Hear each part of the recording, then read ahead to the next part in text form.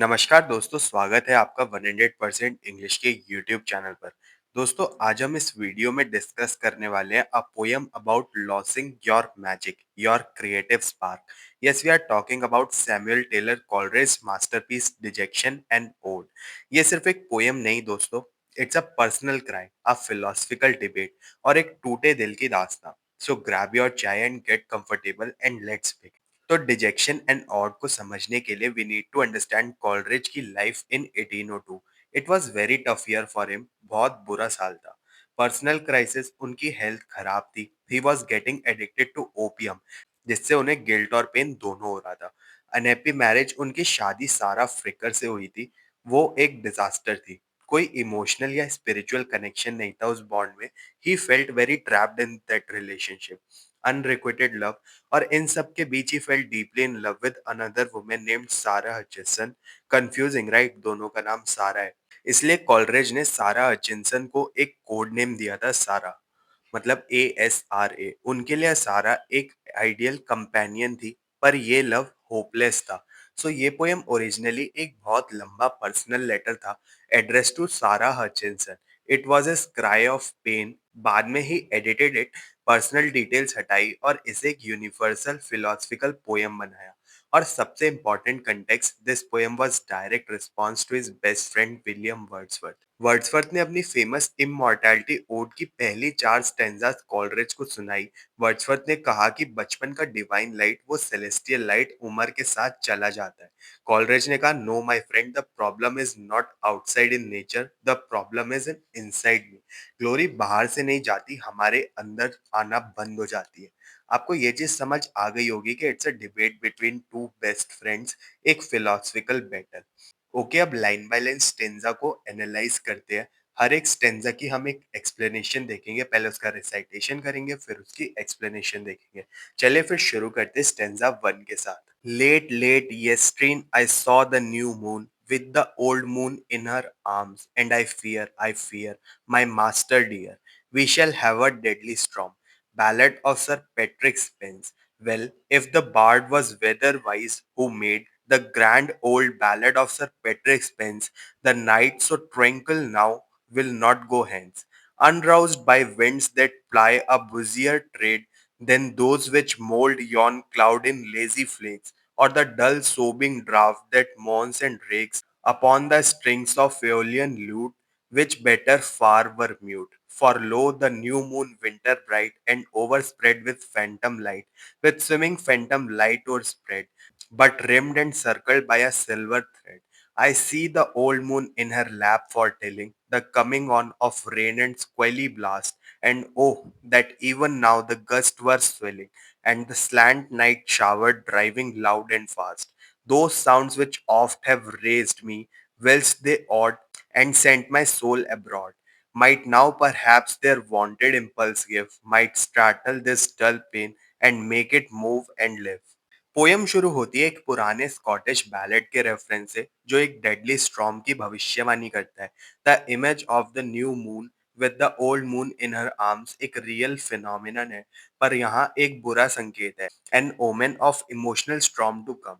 और फिर आता है ओलियन लूट का सिंबल। ये एक इंस्ट्रूमेंट है जिसे हवा बजाती है। रोमांटिक्स के लिए ये पोएट की सोल का सिंबल था, एक पैसिव इंस्ट्रूमेंट जिसे डिवाइन इंस्पिरेशन की हवा बजाकर म्यूजिक या फिर कहीं पोयम बना। पर यहाँ ल्यूट इज म्यूट, या फिर एक डल सोबिंग ड्राफ्ट निकल रहा है, मतलब पोएट का इंस्पिरेशन, उसकी क्रिएटिव एनर्जी ब्लॉक हो चुकी है। The channel is broken. और अजीब बात यह है कि पोएट स्ट्रॉन्ग चाहता है, he says, might startle this dull pain and make it move and live. वो इतना नम, इतना सुन हो चुका है कि वो एक्टिव पेन चाहता है। He wants a shock to his system. बस कुछ भी फील करने के लिए, even if it's pain. A grief without a pang, void, dark and dear, a stifled, drowsy, unimpassioned grief, which finds no natural outlet, no relief, in word or sigh or tear. O lady, in this wan and heartless mood, to other thoughts by yonder trostal wood, all this long eve so balmy and serene, have I been gazing on the western sky and its peculiar tint of yellow-green, and still I gaze, and with how blank an eye, and those thin clouds above in flakes and bars that give away the motion to the stars. Those stars that glide behind them or between, now sparkling, now bedimmed, but always seen. Yon crescent moon as fixed as if it is grew in its own cloudless, starless lake of blue. I see them also excellently fair. I see not feel how beautiful they are. Second stanza में Coleridge अपने दर्द को define करते हैं, it's a grief without a pang, void, dark and dear.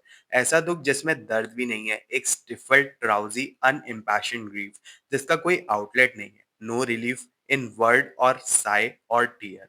He address the lady Sara Hutchinson, वो कहते हैं कि बाहर से सब कुछ सुंदर है, the peculiar tint of yellow green sky, the stars जो फ्लेक्स एंड बार्स जैसे क्लाउड के पीछे से निकल रहे हैं, the crescent moon, his observation is very sharp. But I see them also excellently fair. I see not feel how beautiful they are. This is the core of his problem. उसकी आंखें देख सकती हैं, उसका दिमाग जज कर सकता है, पर उसका दिल, उसकी रूह उस चीज को फील नहीं कर सकती।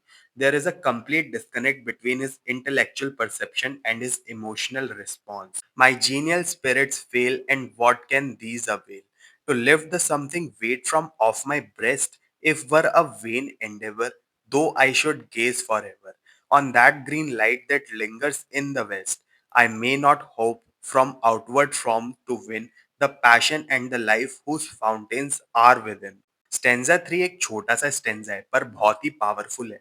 ये पोयम का टर्निंग पॉइंट है। My genial spirits fail, he says मेरी क्रिएटिव लाइफ फोर्स, मेरी जिंदगी खत्म हो गई है। और फिर आती है आपसे मन की बात, the philosophical punch line. I may not hope from outward forms to win the passion and the life whose fountains are within. और आसान भाषा में कहे तो मैं बाहर की चीजों से, नेचर से वो पैशन और लाइफ एक्सपेक्ट नहीं कर सकता जिसका स्रोत, जिसका फवारा मेरे अंदर ही है। This is a direct rejection of early romantic idea that nature can heal us. The cure must come from inside, according to the poet. O lady, we receive but what we give, and in our life alone does nature live. Ours is her wedding garment, ours her shroud, and would we ought behold of higher worth than that intimate cold world allowed to the poor, loveless, ever anxious crowd.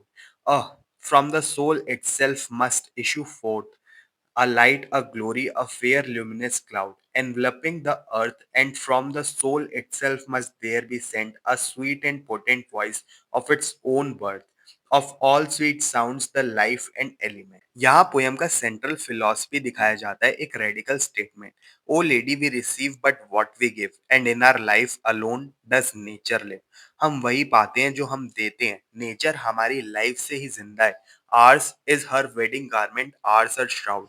हम ही nature को सुंदर बनाते हैं, wedding garment की तरह, या फिर बेजान एक श्राउड यानी कब्र की तरह।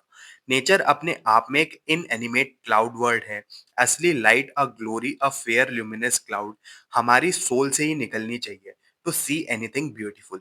ये रोशनी बाहर से नहीं आती, ये अंदर से प्रोजेक्ट होती। O pure heart, thou needs not ask of me what this strong music in the soul may be, what and wherein it doth exist, the light, this glory, this fair luminous mist, this beautiful and beauty making power, joy, virtuous lady, joy that ne'er was given, save the pure and in their purest hour, life and life's effluence, cloud at once and shower, joy lady is the spirit and the power, which wedding nature to us give in dower, a new earth and new heaven, undreamt of by the sensual and the proud. Joy is the sweet voice, joy the luminous cloud. We in ourselves rejoice, and thence flows all that charms our ear or sight, all melodies that echoes of that voice, all colors a suffusion from that light. तो ये light और glory क्या है? Coleridge इसे नाम देते हैं Joy का, बट ये नॉर्मल हैप्पीनेस नहीं, ये एक beautiful and beauty making power है। जॉय वो शक्ति है जो wedding nature to us give in dower. Joy वो दहेज है, डाउरी है, जो हमारी आत्मा नेचर से शादी करने के लिए लाती है। Without its inner Joy the union is impossible and nature remains a stranger. It is the power that creates a new earth and a new heaven. There was a time when, though my path was rough, this joy within me dealt with distress, and all misfortunes were but as the stuff whence fancy made me dreams of happiness, for hope grew round me like the twinning vine, and fruits and foliage not my own seemed mine. But now afflictions bow me down to earth, no care I that they rob me of my mirth. But oh, each visitation suspends what nature gave me at my birth, my shaping spirit of imagination. For not to think of what I need must feel, but to be still and patient all I can, and happily by abstruse research to steal. From my own nature, all the natural man, this was my sole resource, my only plan, till that which suits a part infects the whole, and now is almost grown the habit of my soul. अब stanza 6 में poet past को याद करता है। There was a time, एक time था जब उसके पास जॉय थी, तब दुख भी डील्ड विद स्ट्रेस, और उसकी फैंसी उस दुख से भी ड्रीम्स ऑफ हैप्पीनेस बना लेती थी। पर अब afflictions bow me down to earth, दुख ने उसे तोड़ दिया है। और सबसे बड़ा नुकसान क्या है? Suspends what nature give me at my birth, my shaping spirit of imagination. उसकी इमेजिनेशन कैपिटल आई से लिखा है, मतलब द हाईएस्ट क्रिएटिव पावर उसकी सस्पेंड हो गई है। ये उसके लिए स्पिरिचुअल डेथ जैसा है। इसे बचाने के लिए उसने एब्स्ट्रूस रिसर्च यानी ड्राई इंटेलेक्चुअल स्टडीज का सहारा लिया, जिसने उसकी आत्मा को और जहरीला बना दिया। Hence viper thoughts that coil around my mind, reality's dark dream. I turn from you and listen to the wind, which long has raved unnoticed what I scream of agony by torture lengthened out, that lute sent forth, thou wind that ravest without. Bare crag or mountain train, or blasted tree, or pine grove whither woodmen never clomb, or lonely house long held the witch's home. Methinks were fitter instruments for thee, mad lutenist, who in this mouth of showers, of dark brown gardens, and of peeping flowers, marks devil's Yule with worse than wintry songs, the blossoms, birds, and timorous leaves among. Thou actor perfect in all tragic sounds, though mighty poet into frenzy bold, what tell'st thou now about this often rushing of an host in rout? With groans of trampled men with smarting wounds, at once they groan with pain and shudder with the cold. But hush, there's a pause of deepest silence, and all that noise as of rushing crowd, with groans and tremulous shuddering, all is over. It tells another tale with sounds less deep and loud, a tale of less affright and tempered with delight, as Otway's self had framed the tender lay, tis of little child upon a lonesome wild, no far from home, but she hath lost her way, and now mourns low in bitter grief and fear, and now screams loud and hope to make her mother hear. ये बड़े से 7 stanza में अब poet अपने wiper thoughts, अपने जहरीले ख्यालों को हटाता है और बाहर के स्टॉर्म को सुनता है, जिसे उसने अब तक अननोटिस्ड रखा था। पहले वो उम्मीद कर रहा था कि स्टॉर्म उस पर असर करेगा, अब वो जानता है कि ये इम्पॉसिबल है, तो वो अपने अंदर के दर्द को स्टॉर्म पर प्रोजेक्ट करता है। The wind become the mad lutenist an actor perfect in all tragic sounds, a mighty poet. हवा उसके दुख के गाने गा रही है, पहले एक हारी हुई आर्मी के कराने की आवाज, ग्रॉन्स ऑफ ट्रेम्पल्ड मैन, और फिर एक छोटी बच्ची की आवाज जो जंगल में खो गई है। Nor far from home but she hath lost her way. वो बच्ची कौन है? वो पोएट खुद है, lost, vulnerable, and afraid. This midnight, but small thoughts have I of sleep. Full seldom may my friend such vigil keep. Visit her gentle sleep with wings of healing, and may this storm be but a mountain bird. May all the stars hang bright above the dwelling, silent as though they watched the sleeping earth. With light heart may she rise, gay fancy, cheerful eyes. Joy lift her spirit, joy attune her voice. To her may all things live, from pole to pole, their life the aiding of her living soul. Or simple spirit guided from above, dear lady, friend divorced of my choice, the mayest thou ever, evermore rejoice. Poem midnight पे खत्म होती है, poet को नींद आ रही है, उसका crisis solve नहीं हुआ, तो वो सेल्फलेस हो जाता है। He turns his thought completely to a lady, his friend, the worst of my choice. वो उसके लिए सब कुछ विश करता है जो उसके पास नहीं है। Gentle sleep with wings of healing, एक स्टॉर्म जो एक माउंटेन बर्थ हो, हार्मलेस, और all the stars hang bright above her dwelling. और आखिरी lines, joy lift her spirit, joy attune her voice, to her may all things live, वो चाहता है कि जॉय उसकी दोस्त की आत्मा को उठाए, वो अपनी सारी क्रिएटिव एनर्जी जिसे वो खुद यूज़ नहीं कर सकता, उसे ट्रांसफ़र कर देता है। The poem ends with a act of love not personal resolution. तो इस पोएम के बारे में क्रिटिक्स क्या कहते हैं, चलिए अब वो देख लेते हैं। द टू वर्जन्स, एक बड़ी डिबेट है ओरिजिनल लेटर और फाइनल ओड के बीच। कुछ क्रिटिक्स मानते हैं कि original letter with all its personal pain is more sincere and powerful. दूसरे कहते हैं कि final edited version is a masterpiece of form and philosophy. आपको क्या लगता है, कमेंट सेक्शन में जरूर बताना। द ग्रेट पैराडॉक्स, सबसे बड़ा पैराडॉक्स ये है कि पोयम इमेजिनेशन के लॉस के बारे में है, पर ये खुद एक ब्रिलियंट पीस ऑफ इमेजिनेशन है। The language, the symbol, the structure सब टॉप नॉच है। It proves that the shaping spirit was not dead, just suspended. A reply to Wordsworth, ये पोयम हमेशा वर्ड्सवर्थ की इमॉर्टैलिटी ओड के साथ पढ़ी जाती है।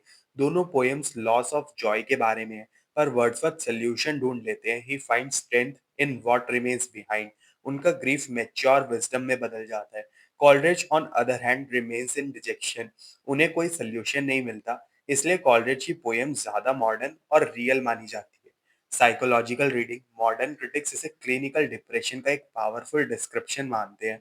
वो नमनेस, वो अनइम्पैशन्ड ग्रीफ, वो anhedonia, inability to feel pleasure, ये सब डिप्रेशन के क्लासिक सिम्टम्स हैं। सो दोस्तों, डिजेक्शन एंड ओड एक सिंपल सैड पोएम नहीं है, it's a story of personal crisis. It's a philosophical statement की ब्यूटी और मीनिंग हमारे अंदर से आते हैं, and it's a heartbreaking love letter. Coleridge ने अपने सबसे अंधेरे पल में एक ऐसी पोयम लिखी जो आज भी हमें बताती है कि जब अंदर की रोशनी बुझ जाती है तो बाहर की दुनिया कितनी भी सुंदर हो, वो आपके लिए व्यर्थ होती है। आपको ये वीडियो कैसा लगा? Please let me know in comments. Like, share and subscribe for more deep dives into classical literature. Until next time, keep reading, keep feeling, happy studying, and best of luck for your upcoming examinations.